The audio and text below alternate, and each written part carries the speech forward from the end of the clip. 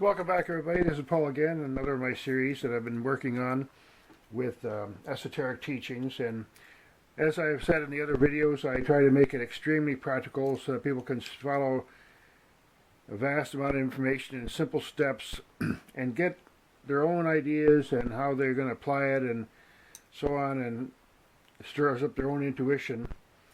And I had the other videos covered a book that I was using called the Quadrivium, about different ancient teachings about geometry and waves and music and all that, proportion.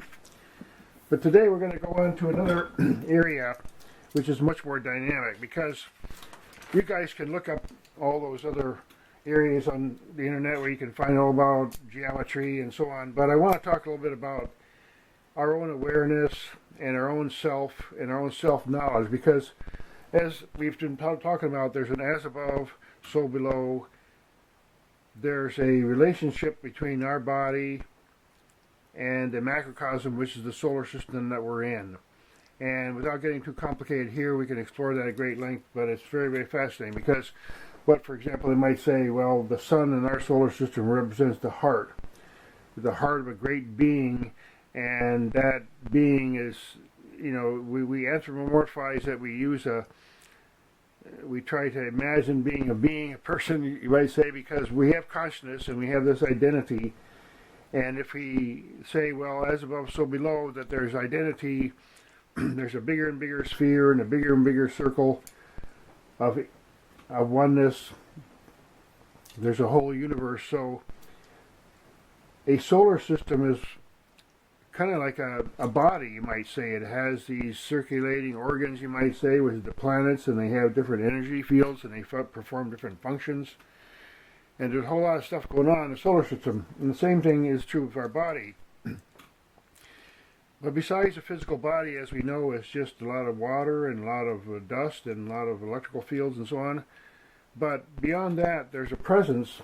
And again, we get back to electricity. Electricity is a very, very fundamental thing. Basically, we'll get into that later, but it has to do with duality, because if you're going to go from that one point that we've had, this individual, there's nothing there, just a basic point. There's no production, there's no multiplication, there's no forms, there's just something. Okay, this is again back in some of the scriptures when we interpret them on like an esoteric level. Well, the universe was without form. We're talking about like a fundamental principle of a time when there was nothing, and you call it the kala, the absolute nothingness. There's the space that you can't say anything about it. It's just, it is. It's the existence. We are from it, and we go back to it. And what are we going to say about it? It's just far beyond us. So we're talking about something really vast here, and that infinity it starts to unfold itself in various processes. I wrote down a bunch of different words here. Generation, operation, and destruction. That's G-O-D. A nice acronym for God. Because what does God do? Really, basically, there's a generative, there's a wave. Like you say, there's a wave, there's an attack phase of the wave, and there's a sustain phase of the wave, and there's a collapse of the wave. You see? You have every wave. The universe is made of waves. There's a pulse. There's a generation, and then there's a time of sustaining, you might say, and then there's a time when it collapses. And that's a very, very old and cosmic principle, which is basically put into so many different scriptures and even buildings. Is basically we're talking about cycles. We're talking about how does the universe go from this cosmic empty nothingness that is just a plane of infinite energy, or basically information. It starts with information, then you have what they call a duality forming, and that's the first split, as we talked about over here, where the growth, the cosmic egg, the universe, it starts to grow, it starts to get beyond where it's it starts to get beyond a certain point of expansion, and then it will subdivide and it will form two. But it might form two exactly like the one. So essentially we're all talking about the universe is one cosmic thing, and we're just a little piece of tiny little something going along for the ride. So we're trying to understand it in one way to look at waves. Now, duality is needed for any kind of wave. So basically what you have is like, okay, there's a point here and a point here, and there's some kind of a plane behind there, and a pulse happens, and next thing you know, we have a little bit of a wave going on here. But then there's a medium point. You see, that's the unity. There's always a unity. Even in the middle of the biggest storm, there's an eye. There's always that point of cosmic silence, you might say, the point of stillness, you might say, it's just a point of, you can feel it. See, this is where our consciousness starts to come in here, because in our body, the way our body is constructed, it has some fascinating features and abilities to perceive. And one of the things is we close our eyes, we close all our senses, and we start feeling, well, what is this existence all about here? I can feel something inside myself. If you feel that, if you had all the time in the world and you didn't have to go to Walmart and so on, there's a lot of these yogis in the past, people, it was very common in those days, a long time ago, when people were just like, okay, the day was meditation, we're going to the temple today again, so we're going to sit all day in meditation and get blissful. So having our mind and our body open to, we have a channel. That's the beautiful thing about a body, is that it's an interplay. That's where they say, well, the body is like this bridge between the vastness of space and the material world. That's why, some sages have said the human body is the crown of creation. It's the link between, in this body, with all the features that this body has, you can start having a sense of the cosmos. A really direct link. And again, I've said this in many other videos, but our awareness, and if we want our awareness to be highly perceptive, then we need to get our awareness back to that place of oneness, because if we're always seeing and fractured in divisions, we're not going to be seeing the whole picture. So the whole process of meditation is really about feeling the oneness. And we attach our identity to so many things, whatever it is, our possessions and our skills and our career or whatever. We attach our identity to that, but in reality, we're just like a baby. We could let go of all the different attachments, all the different ideas about ourselves, and just relax and be like that little child inside, and just go to a place for a little while and feel a formless, boundaryless perception and awareness that links us to that great Kala, that great beyond, the one about which we can't speak about. So all our science and our understanding of how things work, and all the books that we read and so on, has eventually come from inner perception and enhancing and understanding this body, how this body is linked to the cosmos. It literally, I call it this cosmic 3D printing here, because it's almost like we're walking around, we don't realize our bodies are healing itself, and our bodies are taking care of itself, and we're doing all these things. We're going about our business doing stuff, and a whole other thing's going on just so we can breathe. And it's really a cosmic thing. So when we start to get our attention back onto our own being, in the rhythm of our own breath, when we start to integrate and synchronize ourselves with the rest of the cosmos, with that motion. Now, one example I always use is, let's say you have a bottle, and the bottle is like, you have a jar, and that jar has a cap on it, and there's air inside the jar, and the air is on the outside of the jar also. The air on the inside of the jar is exactly the same as the air on the outside of the jar. The only thing is a cap. Our manufactured identity, our ego, whatever we happen to be attaching ourselves at the time, blocks our own inner awareness from realizing its exact identity with the cosmic awareness, because it all comes from the same source. There's the air in every jar comes from outside, and then when the bottle is open, it goes back to the outside. So it's a very, very simple thing to try to understand. It's almost too simple that we're walking around as living gods in process. This is a hard concept for people to understand, but we're really just our own perception. We're carrying around this perception, which is a microcosm of the macrocosm, which is a link to the infinite and divine, and it allows us, with the proper use and training, to start to understand some of these vast, vast subjects like the quadrivium and many, many, just infinite amount, because there's just so much to know. And I'm going to go through a few books here and through words, because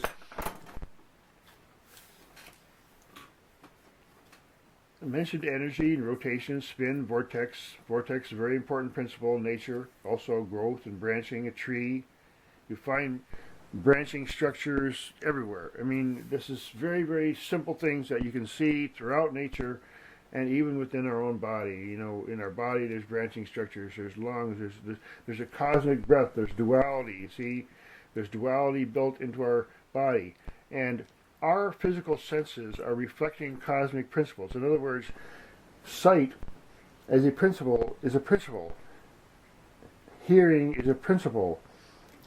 Sight is perceived and experienced by many, many different kinds of beings and animals and creatures in ways that we can't even comprehend. There's flies that have they have eyes, like amazing eyes. They just see it's amazing. So we don't understand, but the concept of sight is fundamental. The concept of hearing is fundamental. The concept of touch and so on. There's in the consciousness of the cosmos, the universe, there is those cosmic senses, you might say, that find their way into the cosmos. Like, say, for example, in different principles, there's expansion and contraction, there's attraction, repulsion, there's forces of sound and light and electricity, and there's all these things that are going to slowly, all based on polarity, the movement that we're in this 3D printing. Our bodies are being sustained by this light energy and sound energy and heat energy that's going on. So by looking inward and feeling, how do we relate to the cosmos? And because we are so directly related in a fundamental way inwardly, that when we do practice meditation, we're not trying to make ourselves into anything different than we already are. And that's what we do in our society. We make our identity. We're born with a potential for infinite. Many of the great yogis started very young, and many great prodigies started very young, because, hey, why wait? You get born 5, 6 years old, start playing piano. So there's a fundamental intelligence built into us, and we have to get that manufactured identity, that little shell, that little cap out of the way, so we can basically, another analogy I use with this is that, let's say you're in a car and it's all tight, you got your windows all wound up and you're in there and you're driving along, and that's one way of being in the car. Let's say, well, okay, you open up all the windows and now you got some air coming in, but you're still kind of cooped up in that car. And then what if you had a convertible? Well, you're really outside and in the car at the same time, if you understand what I'm saying. There's a participation in this life. We can go through this life like we're in a little cooped up little car with a tiny little window, or we can go through this life, we're in a convertible and we're waving our hands and we're looking at everything going on and feeling the wind. So it's about opening up our perception and taking that cap off. And people call it being humble. Oh, we got to be humble. Well, it's really just about saying, okay, I go to work and I have my mask on. Let's say Bozo the Clown goes to work and he has this horrible costume on, and you hope he takes it off when he gets home. It's the same way with our identity. When we get into our meditation, we want to say, okay, I'm done with being, acting today. I want to sit and be a zero. Now, I'm going to go through some of these books here. There have been many people. This fellow here, Leadbeater, was a fellow, I think, in the early 1900s, late 1800s, Theosophical Society. Anyway, he had a psychic, he practiced a lot of meditation and trained his body and so on, and he was gifted with the various kinds of perceptions that allowed him to see the aura. Now, for example, this little diagram of our brain, there's the pineal gland, the spine, the pituitary body, these various parts of the brain have a symbolic, they allow the human being to tune into cosmic awareness. This is a fantastic device we have, and we're not really fully utilizing it. But our spine is like this electrical rod, and, has potential, and then we have our brain and electrical energy there, and all kinds of stuff. So this fellow here, again, here's a very profound shape here, a particular vortex of how things move. That would be something that is very common in galaxies and so on. And again, here we have like a symbol of that pulse, that lingam, and the so-called chakras. Now, chakras is a whole big subject, and some people are much more perceptive in particular ways than I am.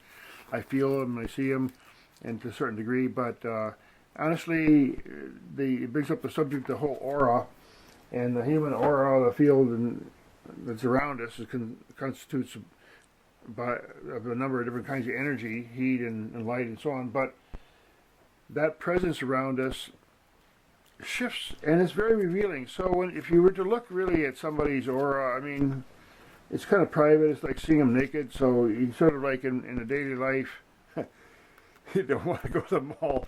There's things you don't want to see, but there's ways that I've known some yogis that, there's a point where in a certain state of meditation where you can direct your focus a little differently, and then you can perceive things like that around people and other things. But mostly you just, do their daily normal senses here. But again, expanding our senses brings us, we have so much potential because all of our senses are really connected to the cosmos.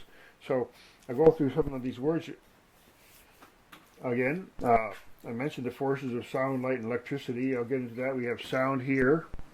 Sound, many books have been written about sound, but this one is about the sound in our environment. If you sit still someday, just sit still wherever you happen to be. Just listen. It's amazing. I'll tell you a little story I came across. There was a yogi who, this is a story. The guy, the novice, came to him and said, I'm very eager and I'd like to meditate and I'd like to learn something. So, give me something to do. So the yogi said, well, just go over there and sit there and listen to the rocks. And the guy said, well, that's a little odd, but I don't know. He told me he's a great guru. I think I'll just go do what he said. He goes over and sits there, and after a while, his mind bothers him, and he's like, so what am I doing here? I'm listening to these rocks. And after a while, the sun came up, and it warmed, and he get to a place of just quiet. He could feel his breathing, and and he noticed that the rocks were heating up in the sun, and he could hear them slowly just crackle, and then his whole sense of sound and hearing opened up. So again, training ourselves to have greater and greater perception. I'll go through a few things quickly here. Light, again, light is a healing, light is an energy, there's a frequency. Colors, fascinating thing, and the foods that we eat, and the colors that they have, and the things that light does to our body, and that triggers things in our mind subconsciously, so on. So this is another fascinating book, Medicine in the Future. I mentioned this book here, Michael Talbot, The Holographic Universe. This is already a well-known concept, but basically we live in a sort of a matrix, and it's an energy field. Everybody knows about this, and I'm not talking about the electric matrix that traps humans. I'm talking about the cosmic web, you might say. Cosmic web. Interacting energies. Everything is in relation. Everything is... Have you ever seen a slinky toy, or you see like bubbles interacting, and they turning bubbles like in a bubble bath? There's a lot of space in this universe. There's a lot of just emptiness. It's a fascinating, profound fact that so much of what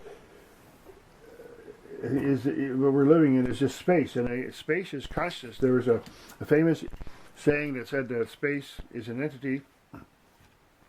Basically, you know, you don't have to say it looks like Michelangelo's God. It's just we're talking about unbounded, formless, nameless. What can you say about it? Just something, the space that there's space. We all know this scientifically. We go to school, we learn this, but if you start thinking about this space, that most of this ball right here, even though it's heavily made of brass, it's space. And the same thing with this one. And then the space in between these is exactly the same space inside. It's just emptiness. And that's it. And that's within our body. Millions and millions, trillions of cells are all just space inside all the atoms. So we need to get into that. There's another phrase that I want to put down here, and we talk about non-duality, the non-duality of awareness. That's when you have the perception without judicial reasoning, the direct intuition, when you get into the state of non-duality, where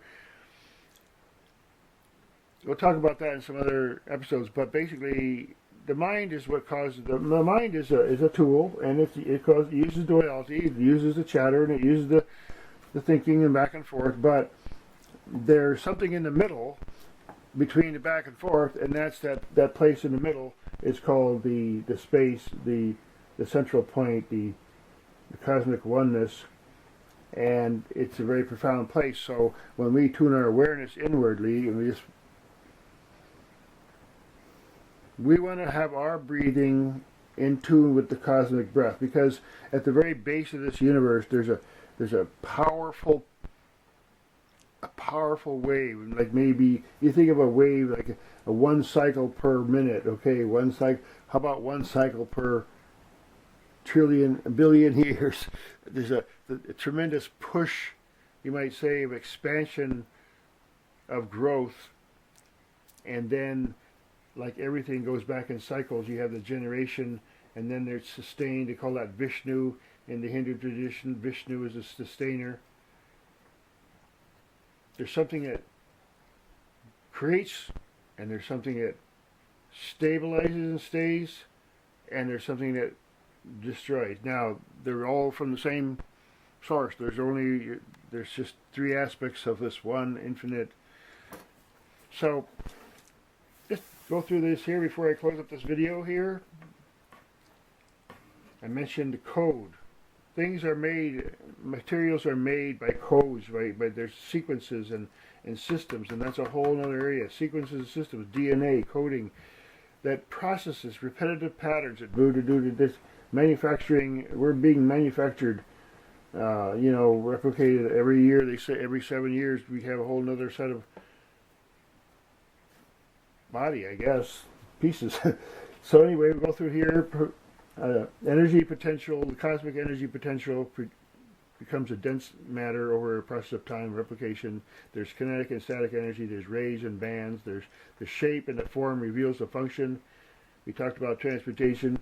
There are the 5 elements, and I am on board with that, and that can be explained in a much better way. But fire, air, earth, and water, and ether, we could talk about these. Those are very, very fascinating things. Just the essence of water, you might say, the fluidity, the earth, the solidness, the air, there's principles we're talking about, the fire, the heat, all that. So we're going to get into another video because we're running pretty long here.